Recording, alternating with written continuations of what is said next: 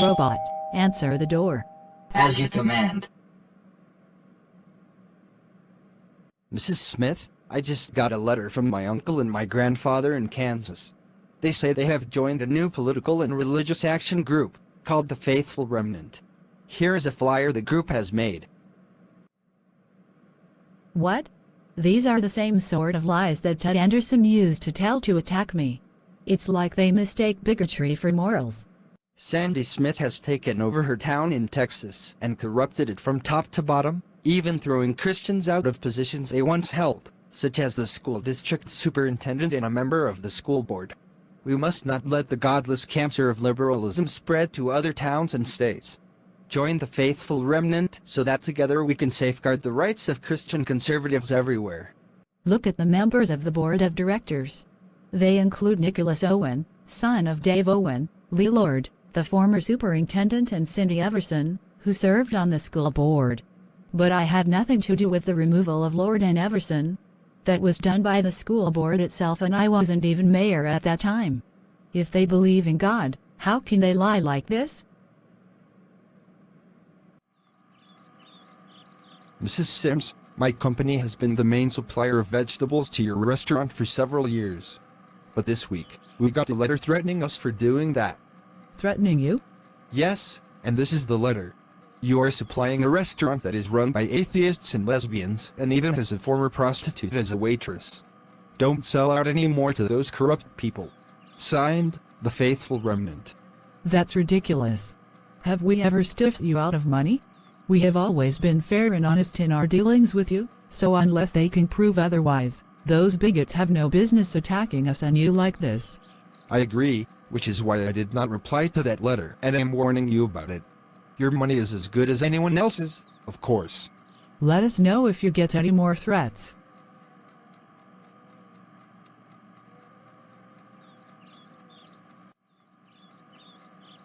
So this Faithful Remnant is trying to bring down our restaurant. I think it would help to diversify our suppliers so that even if one or two quit because of the Faithful Remnant, we can continue to operate without much disruption. I agree.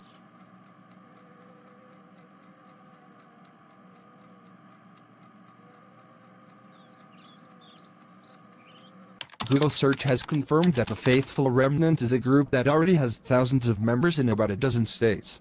They are dedicated to attacking Democrats and others that uphold liberal values and promote Christianity as the only valid religion for Americans. They bash Muslims and atheists as enemies of traditional American values. It looks like they will be a thorn in our side for years to come. All this propaganda on their site makes them seem to be living in their own universe. The United States was never intended to be a Christian nation, but a secular one in which all religions are to be equal. These people are enemies of our Constitution. That's right. Bookmark that site. I want us to monitor their postings so we can learn more about their plans and intentions. Done, Mother. Good evening and welcome to the Roosh Scumpa Show. Tonight I will be interviewing Nicholas Owen, the president of a new political action group calling itself the Faithful Remnant. Mr. Owen, please tell us about your group and its goals. The name of our group comes from the Bible. It teaches that even if most people turn away from God, there will always be a faithful remnant that will keep belief in God alive for future generations. Today, I believe we are that remnant. We are determined to resist the spread of liberalism and atheism and protect the Christian community from being suppressed. Our popular base is in thousands of small towns across America, and we hope to establish a grassroots effort to revive the Christian community. Are you planning to run for office yourself? No. I prefer to think of myself as a kingmaker rather than an actual future king. Well, you definitely have my support, Mr. Owen. So why did you want me to see this, James? You know I couldn't care less about what my father is doing. It's about the fact that Roosh Scumpa is endorsing his group. Scumpa also has supported people like Ted Anderson and Ted Wilson, and they turned out to be criminals. Likewise, your grandfather was also a criminal, because he burned down the church he was once pastor of. Are you suggesting my father is also a criminal? I wouldn't be surprised. Christian bigots love to demonize atheists as immoral people, but it is most often priests and others in the clergy who are child molesters, for example.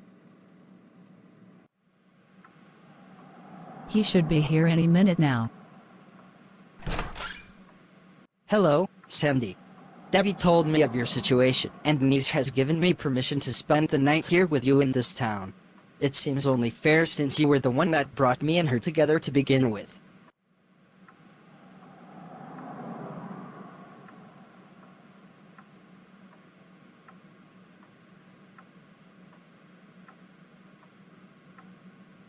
Hello, Sandy. I recorded this message and had Steve bring it to you to confirm that he has my permission to come see you occasionally. Because of what you have done for me, I will always love you like a sister, and you deserve to be with Steve even more than I do. Enjoy your time with him tonight. Now I am happy. Thank you.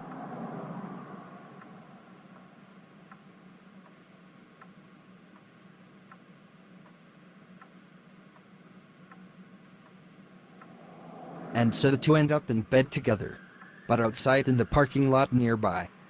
First, Mayor Smith went into that motel room, then her ex-husband Steve Miller joined her in there. It's obvious what they are doing. And when I, Fred Owen, tell my brother about this, it can result in a scandal that can ruin Mrs. Smith's reputation. Vicky, what a great way to end this summer. This feels more like a honeymoon than what we did in Boston, actually. Thanks for suggesting it. It was Mother Lucy's idea. She says natural environments like this can make sex more pleasurable. You want us to strip and get busy? Let's do it slowly.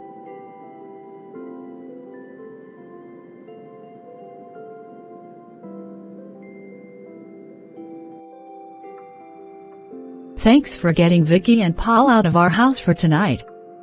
Now we can proceed without fear of interruption. Ready when you are.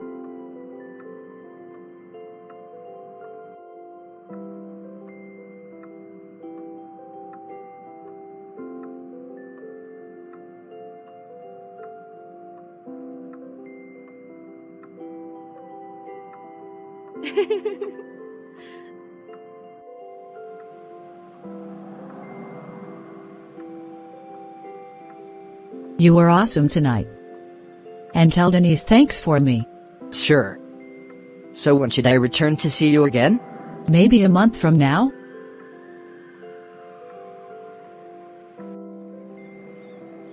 I remember coming to this town a decade ago to become principal of the high school, and how you hated it at first, because it was nothing like San Antonio where we lived before.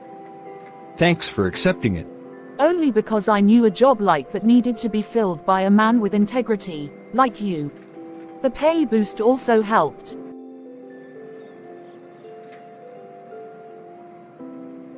I love this town now. I hope you do too. Of course.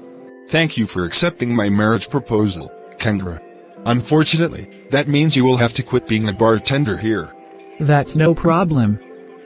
I can work at the diner down the street.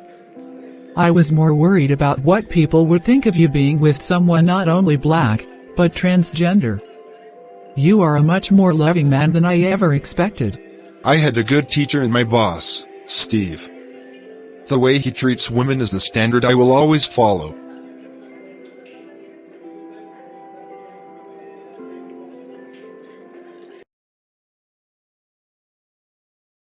You and your brother say you have evidence that Sandy Smith is having an affair with a married man? That's right. Look at these pics my brother took with his cell phone. Nicholas Owen then has Fred display the pics he took. Fred describes the pics. Oh, these will make for juicy gossip once I show them on my TV talk show. Are you willing to appear on the show too? Oh, of course. Anything to humiliate that godless liberal. Right. We will make her too embarrassed to show her face around her own town.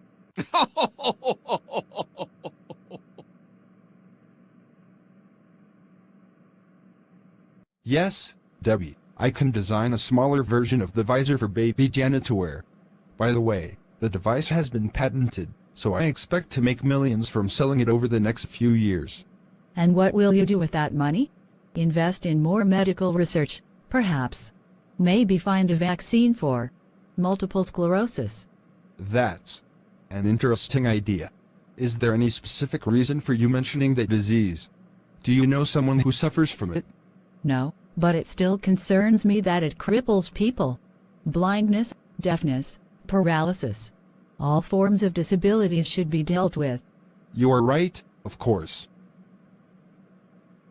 Mother Carrie, I don't think I will ever get used to seeing a baby without eyeballs. How could anyone do that to a baby? Richard, that's a question that's been in my mind since we found Janet. But I knew Janet's father long before Janet was born. He almost killed me when he and I were in high school together by bashing me with a baseball bat after I stood up to his bullying girls. So even back then, he was incredibly sick. So cruel as to be almost inhuman. If I ever meet that guy, I will beat him up.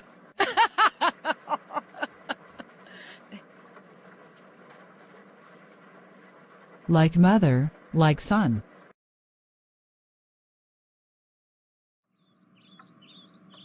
You wanted to talk to me privately, Charlie? Yes. It's about Janet. She is your relative because your cousin Rebecca was her mother, but Janet is also my relative because my cousin Ted was her father. You and Carrie already have custody of 2 kids, Richard and Annika, while I and Whitney can have kids naturally because of my being transgender. So we would like to adopt Janet. You are not deterred by her being completely blind? Not at all. I can promise you that baby will be loved by us. Do you trust me? Of course. But a baby is not just a possession that can be handed over. The adoption procedure is one that must be handled very carefully through the legal process. So you and I will both make petitions to a court to adopt Janet, and then the court will rule which of us gets her. Understood, Debbie.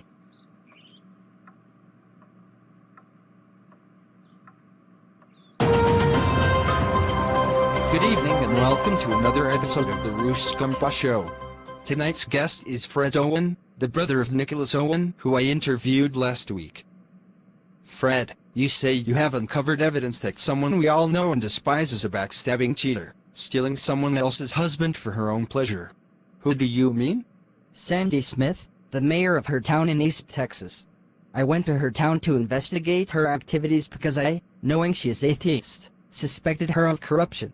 And sure enough, I found what I was looking for. Roosh Scumpa and Fred Owen display the pics Owen took of Sandy and Steve at the motel that night. This is of Sandy Smith just outside the motel room she was renting for the night. And this pic was taken less than 20 minutes later and shows Steve Miller entering the same motel room. And finally this was taken an hour later as the pair was leaving, while hugging each other goodbye. Clearly, they are very much in love. But Steve is married to Denise, who stole Steve from Sandy first. But clearly, Steve is playing the 2 women against each other. Well, no one admires a cheater. And if she is that treacherous in her personal life, how corrupt must be her activities as mayor of her town? An investigation should be conducted into this matter. And she should be encouraged to resign as mayor.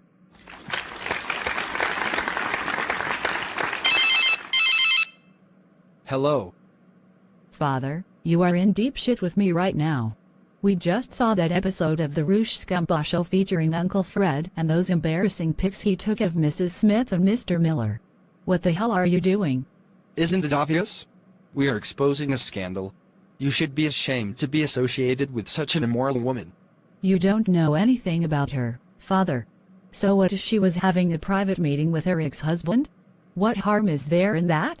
Only bigots like you would spin it into something terrible out of political or religious contempt. Because you and Fred have done this, any chance of reconciling with me is gone forever. Fuck you backstabbers.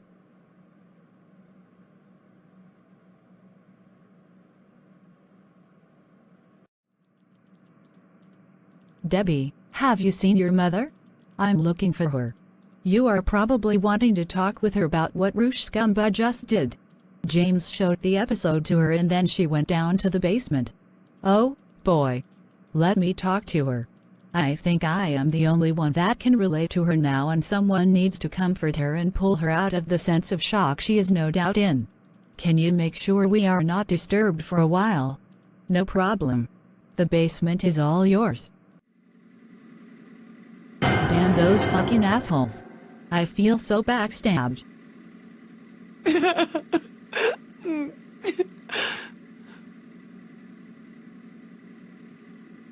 You want some company? I just locked the door so there will just be the two of us, in case you want to share your pain and embarrassment with someone. All right. So what happened? How did you end up in a motel room with your ex-husband? I had told Debbie about my heart being crushed by loneliness recently, and then she told Steve and Denise about it. So they decided me having relations again with Steve would make me feel better. It's not something I ever would have demanded from them. But Steve made the offer to me and Denise said she was fine with it, so I and Steve met that night to hook up. I could just kick myself for being caught in such an embarrassing situation. I feel like an idiot now. Well, first let me say this. I do remember you scolding me for having that one-night stand with James before he left for college. You said one-night stands were unacceptable to you. Did you change your mind recently? Because it does seem a tiny bit hypocritical for you to do what you did with your ex last week. More than a bit. I think I was so harsh in judging you at that time, because it was my son you were doing it with. I thought, and still think, you should have avoided him. But I forgave you that indiscretion, because I recognized you meant James no harm. You simply loved him. Just like I still love Steve. Then why did you divorce him? Why did you have him marry Denise Callie instead? You could have insisted he leave Tulsa and live with you in the town. That never really occurred to me. I never thought he would willingly give up the city he was born and raised in just for me. Even our marriage itself was done under questionable circumstances, and I really didn't assume it would last a lifetime. I try so hard to always do the right thing, even if it ends up hurting me. But I can't help it.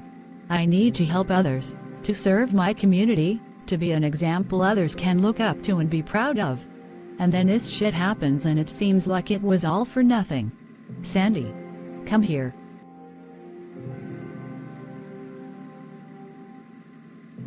So tell me, can you justify what you did with Steve that night? Or is it something you regret at all? No, I don't. My affair with Steve did no harm to anyone else. Not even Denise, his wife. She herself consented to it. It's nothing like when my first husband Rich had his affair with Diana Callie, keeping it secret from me because he knew I would be jealous. Then we just need to point that out to the public. No harm was done, therefore, there should be no scandal. Because of what my father and my Uncle Fred did, I have disowned them completely. I can't consider family people that engage in such malicious crap. They do it because they already hate you and consider you beneath them, but in fact they have debased themselves. Much like the Republicans and their operatives did when they went after President Bill Clinton over his stupid affair with Monica Lewinsky. That kind of childish crap made America a laughingstock, even more than the original affair did. What Clinton did should have been a matter for him and his wife to deal with and no one else. It should never have been made a political matter. So, how do we move forward? Well, you are certainly not going to deny the affair at first like Clinton did and then be forced to admit it months later. You need to hit this problem head-on as quickly as possible to set matters straight. As the saying goes, when Clinton lied, no one died. And you are not even going to lie. I won't indeed. So let's get out of here and get to work on my defense. On Monday morning, Sandy Smith arrives at the town's city hall, accompanied by Whitney Owen, to resume her work as the town's mayor. And later that morning, Whitney, please answer the door. Of course. Sandy, are you planning to visit the Tuscany Tavern today? I might go there for lunch. Why? No, don't. We just found that someone spray-painted graffiti all over the front of the building and it says, "Your mayor is a cheater and a slut. Make her resign." Oh no. Why must they do crap like this? Any idea who the vandal might be? No, but it's a safe bet that he is a member of the Faithful Remnant, a religious and political extremist group that has also made threats against suppliers of the restaurant. And this wouldn't be the first time the Tuscany Tavern has been targeted by our enemies, of course. But why would they make graffiti referring to you, Sandy? Well, aside from the fact that I was a co-founder of that restaurant, it must be referring to what Roosh Scumba said about me last week. He's always said bigoted shit about you. Why should this be any different? Because I was caught by Whitney's uncle doing something questionable. I guess you didn't see the actual episode yet, but it is up on YouTube.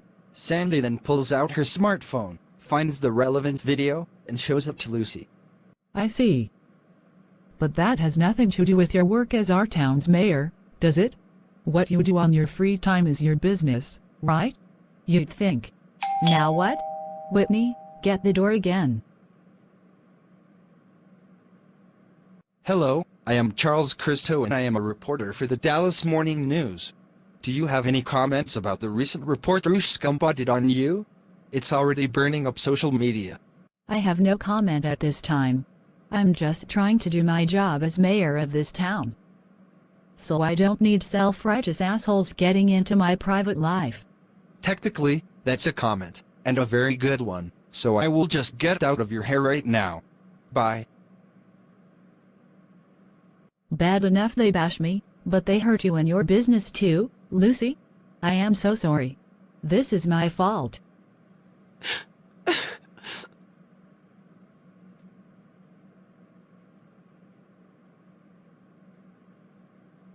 Jessica and I aren't blaming you for anything. The vandal committed a crime against our property and he should pay for it. It's Carrie. Mother Lucy, Mother Jessica and I have been going through the footage of the outdoor security cameras at the Tuscany Tavern. And we already found the perp of that spray paint attack. You know who it was? Indeed. Come to the police station so I can show you. Okay, this is the footage taken at about 2 a.m. last night. Recognize her? I do. That's Cindy Everson, the former school board member who was expelled from it after it was revealed she was a member of the board of directors of the Christian Way Academies. She is also a leading member of the Faithful Remnant. Then let's bring her in. Mrs. Everson, we have video footage of you spray painting the outside of the Tuscany Tavern. Even if you thought what Mayor Smith did at the motel was scandalous, that wasn't a crime. But what you did to the restaurant absolutely was. So you are going to jail. No problem. I'll just have myself bailed out and most likely I will be charged a fine or do some community service. But I made my point about the mayor. Yeah, I thought you would say that.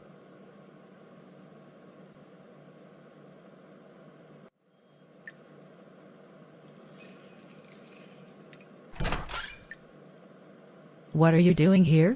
You know, if you wanted to punish me for what I did with my ex-husband, you could have come after me directly. But like a coward you went after a business I was once associated with and hurt my friends, who had nothing to do with my affair with Steve. So now you and I are going to have a boxing match right here.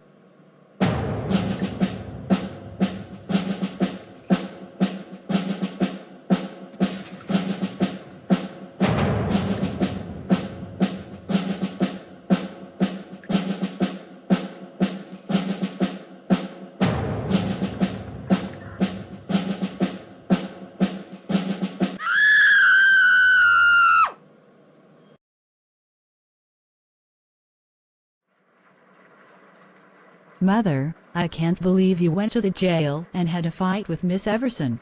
And now you are a mess. Well, I can assure you that Miss Everson got by far the worst of it. And letting her pound on me gave me all the reason I needed in my mind to beat the crap out of her. It felt so good watching her collapse to the floor and beg me to stop beating her. Whatever makes you happy, I guess. Now what? Mrs. Smith, I hope you are aware that you could face assault charges for fighting with Miss Everson in her jail cell. She was so battered that we had to get a doctor to come by the jail to treat her. I'm sorry, but we have to follow the law here. Are you going to arrest me? Not if you don't just turn yourself in and agree to pay a fine after I give you a ticket. No problem. I'll see you tomorrow. Even as mayor of this town, I am not above the law, so I will literally pay the consequences of what I did as a matter of principle. Richard, I have the most wonderful news. My baby brother Jeff Hudson was born today. Awesome. So how does it feel to be a big sister? I don't really feel any different, but Father has told me that I will need to set a good example for Jeff to follow as he grows up. Well, I'm now a big brother myself, so I can relate. Also, I am about to start school, and I am excited about that too. You should be. School is fun. So many interesting things to do and people to be with. Anyway, I gotta go. Bye. Richard, I don't want to disappoint you, but you may not actually become Janet's brother yet. Why not, Mother Carrie?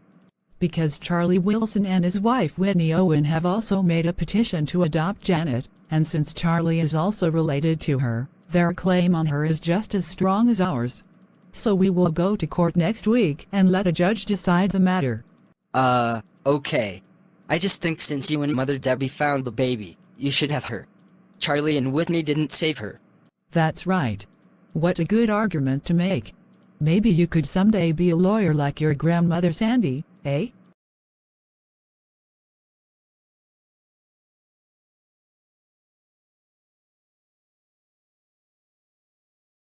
What's this I hear about you vandalizing the Tuscany Tavern? Why would you do something so reckless? You only made yourself look bad. Well, I thought I was doing my part for the cause. I wanted to add to the humiliation of Sandy Smith, of course. We are supposed to be victims of atheist aggression, not the other way around. Well, I am such a victim. I expected to be arrested and jailed. But I didn't expect Mrs. Smith to enter my jail cell and beat the shit out of me. I'm now in the hospital. She knocked out 4 of my teeth, and my upper jaw is wired up to keep those damaged teeth in place until my face heals up. I'm going to sue over this. She attacked you? Then we can depict this as a case of her losing her mind and thus being unfit for her office. Thanks for your sacrifice, Miss Everson. Denise, are you sure you want to do this? Yes, Steve. Someone has to set the record straight about what has been going on between us and Sandy Smith. I'm not going to let those right-wing bastards ruin her over something that was as much my fault as hers.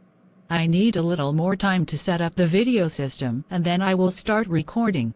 Okay, good luck.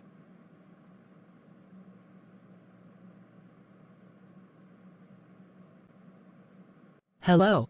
My name is Denise Miller, and I am the wife of Steve Mueller. We live together in Tulsa, Oklahoma. No doubt some of you have heard rumors that my husband has been having an affair. Let me explain what really happened by providing some background.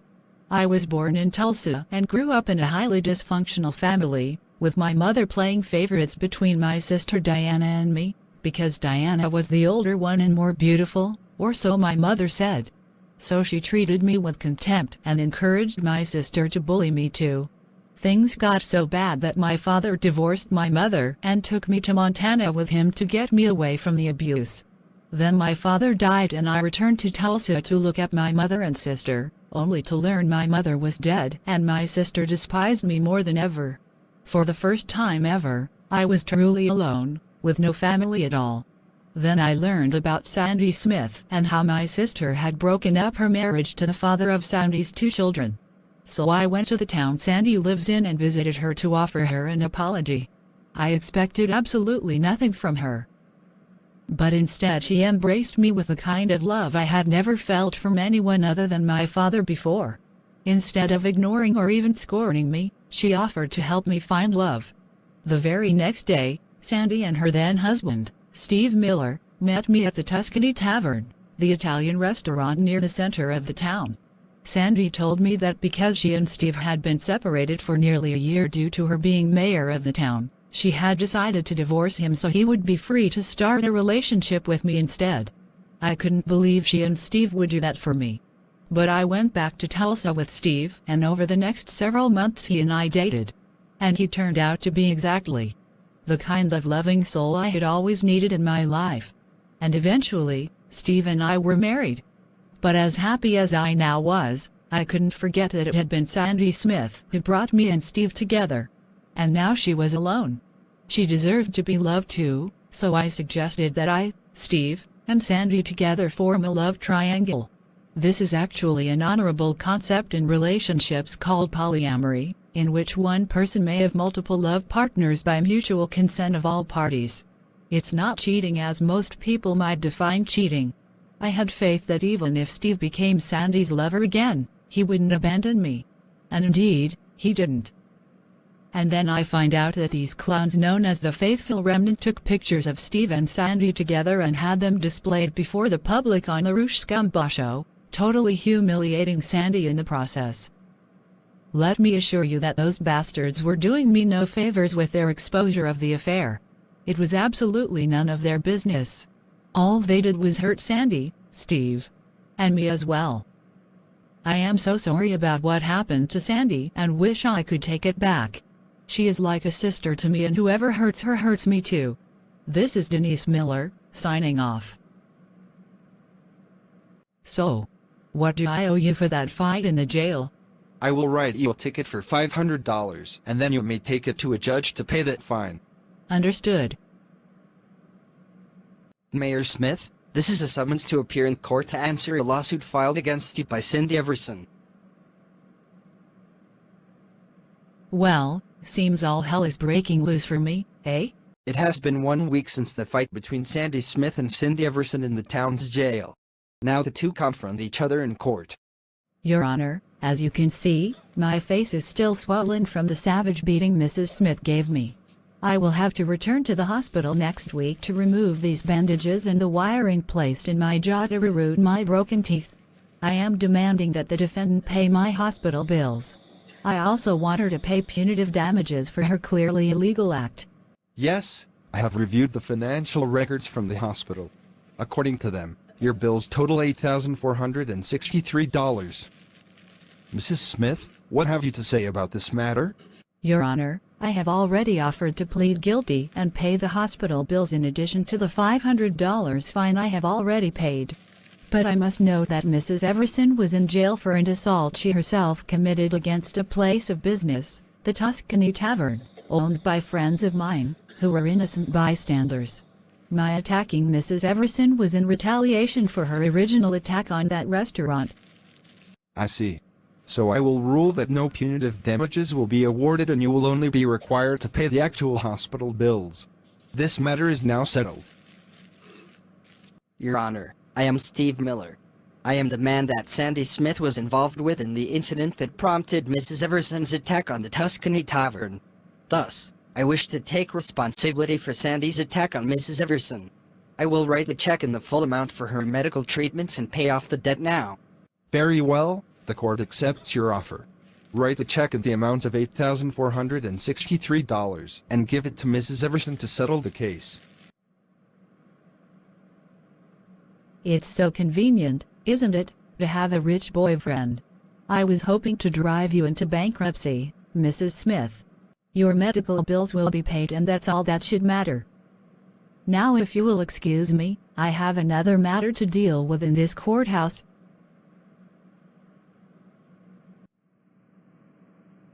So the deal that is on the table regarding baby Janet is as follows. 1. Her name will remain Janet Wilson. 2. She will be legally adopted by Charlie Wilson as the father and Whitney Owen as the mother, while Simon Wilson will be the grandfather. Debbie Smith and Carrie Sims will be recognized as Jenny Sansonai. Sandy Smith will be recognized as one of Janet's grandmothers, and we all will have visitation rights to Janet. 3. When Janet is old enough, both families in question will pool their financial resources together to pay for a visor for Janet to wear. Those are the terms. We will now formally vote on this matter. All in favor of this arrangement, raise your right hand and say aye. Aye. Aye. Aye. Aye. Aye. Well, I guess if everyone else agrees. I also. I just hope this turns out to be the right thing for all involved. Sandy, Denise and I agree that next time you and I have a private meeting, it should be done at our home in Tulsa. I'm sure the Faithful Remnant won't bother us there. I agree. Thanks again for your help today. Mother Debbie, so that means Janet won't be my sister? That's true. She will be your cousin instead. But regardless of how she is related to you, I will expect you to do your part to help love and raise her along with the rest of us. Now, let's go home.